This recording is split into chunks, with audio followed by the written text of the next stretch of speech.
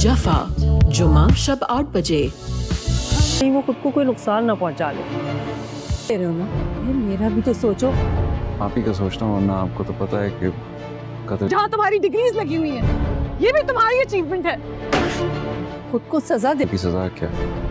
नुमैर सुबह का गया, अभी तक वापस नहीं आया। मुझे बहुत परेशानी हो रही है कि तुमने दीपू को टॉर्चर किया है, यू किल्ड हर। ये तुम फ्रेम करवा के अपनी दीवार पर लगवाओ।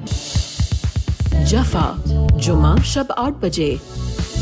अस्सलाम वालेकुम नाज़रीन, ड्रामा सीरीज जफ़ा की आने वाली एपिसोड बहुत ही ज़्यादा ज़बरदस्त बनने वाली है।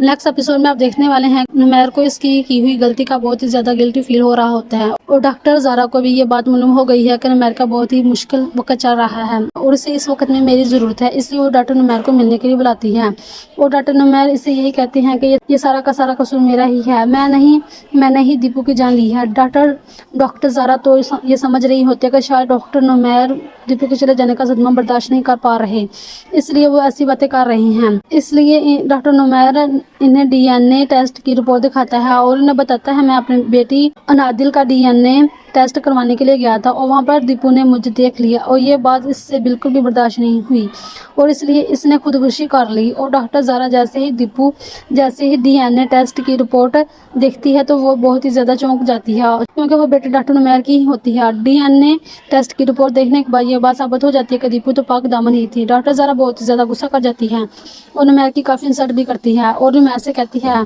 दीपू ने अपनी जान नहीं ली बल्कि तुमने ही दीपू का कत्ल किया है। ये डीएनए टेस्ट करवाने के बाद तुमने बहुत बड़ा कारनामा सर अंजाम दे दिया है। अब तुम इस डीएनए टेस्ट की रिपोर्ट को फ्रेम करवा के अपने दीवार पर लटका दो ताकि तुम रोजाना ऐसे देखते रहो। और डॉक्टर ज़ारा बहुत ही ज्यादा गुस्से में वहाँ से चली जाती है। नुमैर पहले ही ज्यादा परेशान होता है और डॉक्टर ज़ारा की बातें सुनने के बाद मजीद बहुत ही ज्यादा परेशान हो जाता है। और नुमैर की माँ जैसे ही नुमैर को परेशानी के आलम में देखती है तो इसे यही बात कहती है मैं ऐसा कभी नहीं चाहती अनादिल अपने माँ बाप दोनों के बगैर बरी हो और क्या तुम्हें मेरा ख्याल भी नहीं आता?